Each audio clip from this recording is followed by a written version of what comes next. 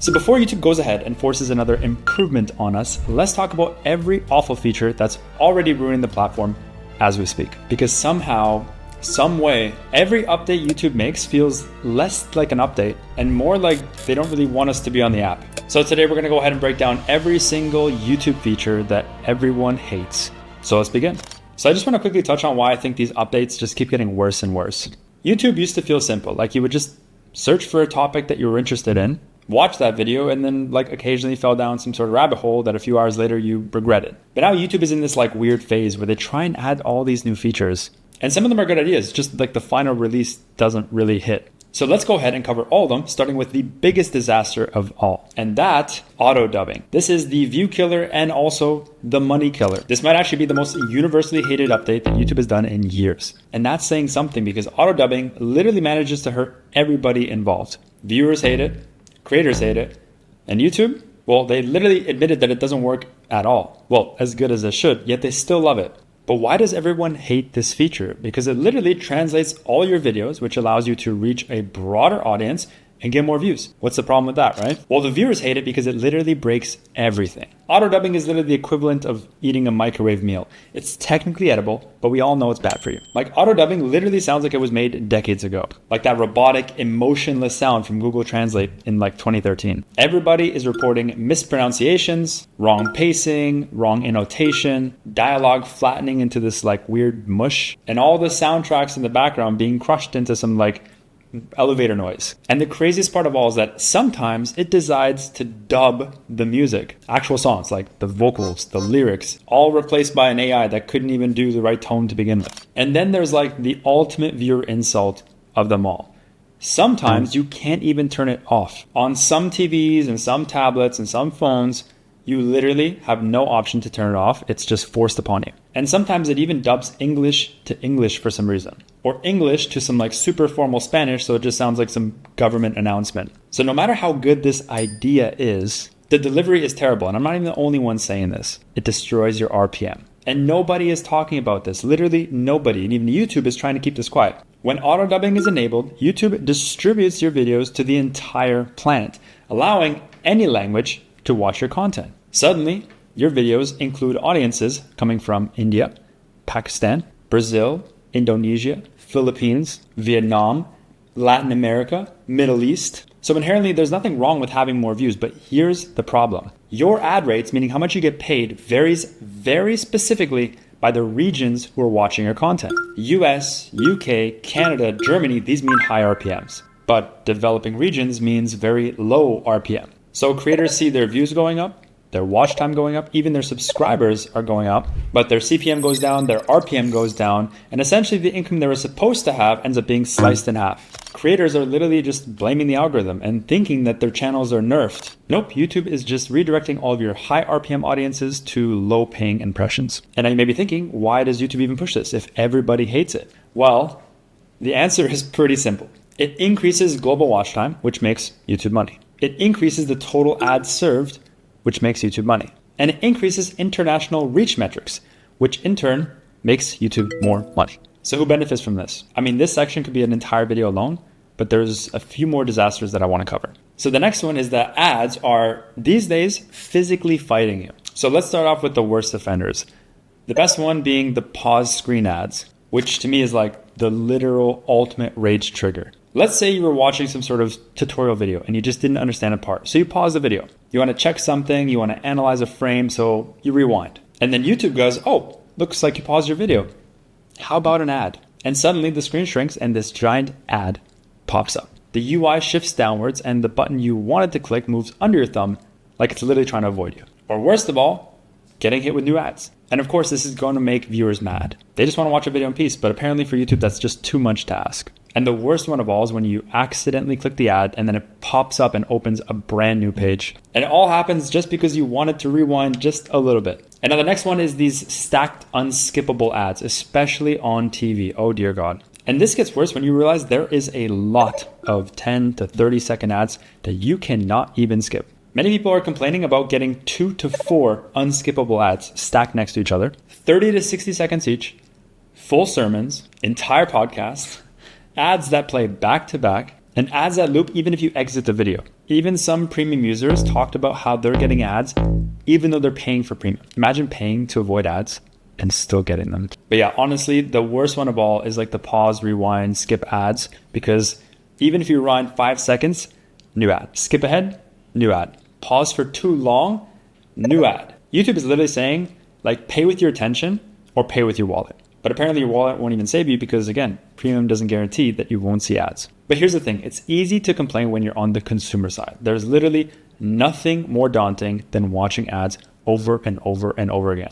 But if you decide to put on your creator cap, it's really not that bad. I've been creating and profiting from faceless YouTube channels for the last 5 years, and I currently make over $40,000 a month from the very ads that I'm complaining about. So yes, they are very frustrating, but if you can find ways to leverage it, life can get pretty good. And by the way, if you want to learn the exact same thing that I do, click the first link in the description to join my free school community. There's over 13,000 people already doing YouTube, and we have some people following our methodologies and making remarkable money with their channels. Derek actually made $40,000 in the first 3 months of starting. Nisha recently hit $11,000 a month while working her IT job. And Rose here is 62 years old and she makes over $5,000 a month and travels the world. So if you could just look past all the annoying parts of YouTube, you can thoroughly enjoy the good. Anyways, the next one I want to talk about is shorts and like random crap that's like hijacking the homepage. Here's the thing, shorts are not bad. The issue is how aggressively YouTube is like forcing them into the homepage and also just in places they don't belong. Like I understand having some ads on the homepage because some people who hop onto YouTube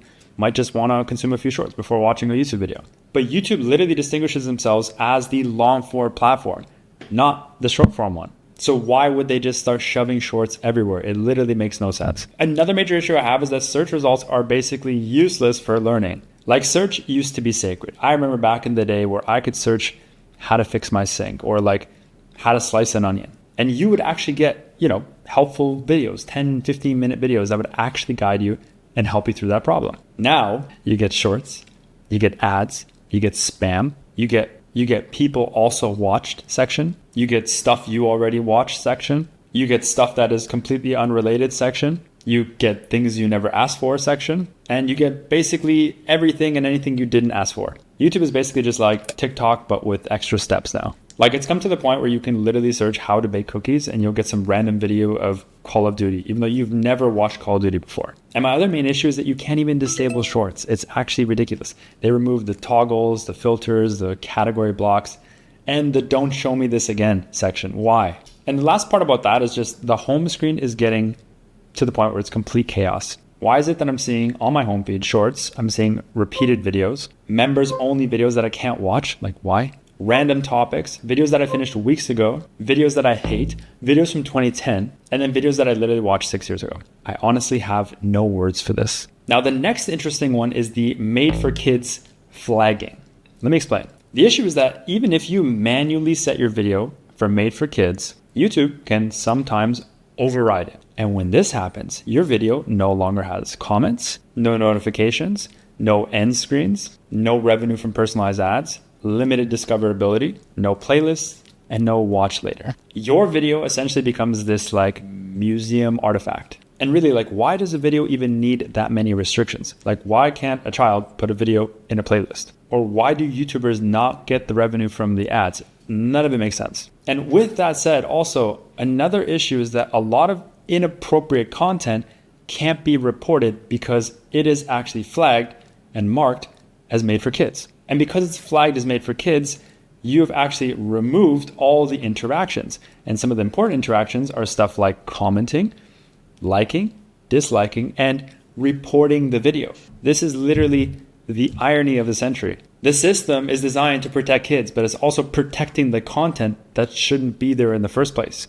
Once again, I understand why they would, remove comments, even though that's a bit of a stretch. But why can you not report the video? It honestly makes no sense. Now, this is another one that's been quite interesting. Viewers and creators have reported and complained about harmless comments that are literally just vanishing off their videos, replies vanishing, comments not actually getting published, and certain creators getting auto-silenced for no reason. This just makes me think that YouTube is like allergic to human interaction or something. The whole purpose of the comment section is to engage and ask questions. and spark debates about certain things to get into deeper levels. But YouTube is failing at this because they're deleting comments or never even letting them go through in the first place. Meanwhile, there's actual comments on there that should be deleted, but then for some reason they don't get deleted or they take weeks to get removed. It just doesn't make sense. And then there's like this AI auto responding feature that's built into the back end to like literally respond to your viewers. And you know, when you look at like Instagram or Twitter and you look at the replies, everything looks real because it is. But then on YouTube, it feels like the people that are replying are not real because they typically aren't. They're usually AI. Like YouTube literally uses AI to reply to comments and they don't even hide it. And sometimes it literally gives you responses that are not even related remotely to what the comment is. There's actually this one time where the team YouTube account replied to the CEO like he was just a lost puppy. Seeing this one genuinely made me laugh quite a bit. Now the next is the feed and the recommendations chaos that has been happening. YouTube's recommendation AI has gone completely rogue. Like I swear it is alive and it is very, very confused. And its literal goal is to make us confused as well. Like why is the home feed occasionally showing me community posts from 6 years ago? People are saying they're literally seeing old memes recirculating